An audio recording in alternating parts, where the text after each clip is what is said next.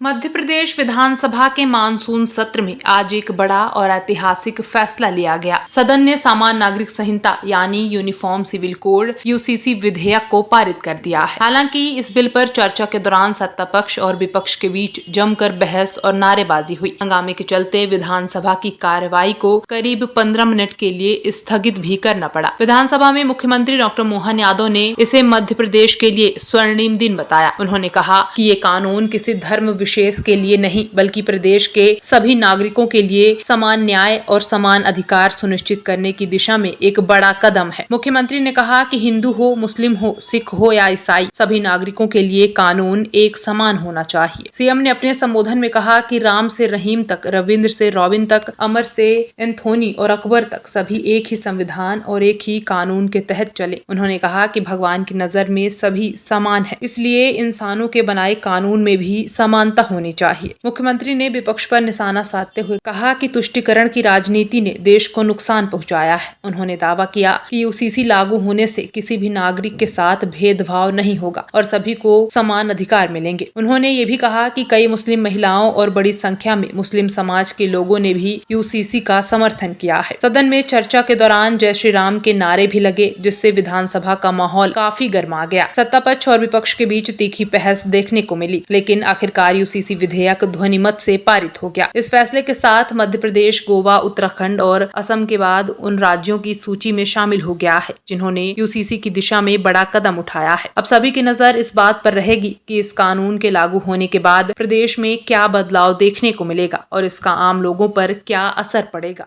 आज के इस एक्ट के पारित होने के बाद, माननीय महामहिम राष्ट्रपति की मंजूरी के बाद हमारा राज्य उस श्रेणी में खड़ा होगा जहां एक से ज्यादा विवाह करने में अपराध होगा और एक से ज्यादा विवाह के अवसर पर जो बहनों को कष्ट होता है उस कष्टों से मुक्ति दिला करके हमारी प्रदेश की आधी आबादी को उनके हक का समर्थन सरकार के माध्यम से होगा।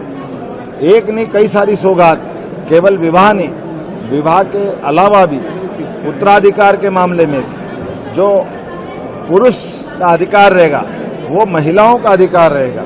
इसी प्रकार से दत्तक पुत्र से लगा करके सभी प्रकार के जीवन के जो अधिकार हैं वो अधिकार समान रूप से लागू किए जाएंगे। लिविंग रिलेशन में भी 1 महीने से कम समय में जो आयु विवाह की है 21 वर्ष और 18 वर्ष, उसका कोई उल्लंघन करेगा या विवाहेतर संबंध बनाने के लिए लिविंग इत्यादि की व्यवस्था में दुरुपयोग करेगा, उसको 5 साल के लिए जेल में डाला जाएगा।